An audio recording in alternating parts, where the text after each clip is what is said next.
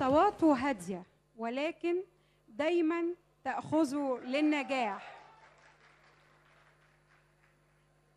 أبدع مع الدالي وتفوق في ابن الأرندلي وتوج نجاحه في الجماعة هو. بس جماعة الإخوان مش هي الدين. الطلبة دايما ضحايا سواء كانوا جماعات أو إخوان.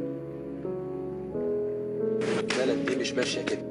بس في حاجة عاوزك تعرفيها، لو كان في شخص منحرف وما عندوش ضمير طلب منك رشوة عشان يخلص لك إجراء المعاش بتاع والدك وأنت دفعتيها، فالعدالة موجودة وهياخد حقه.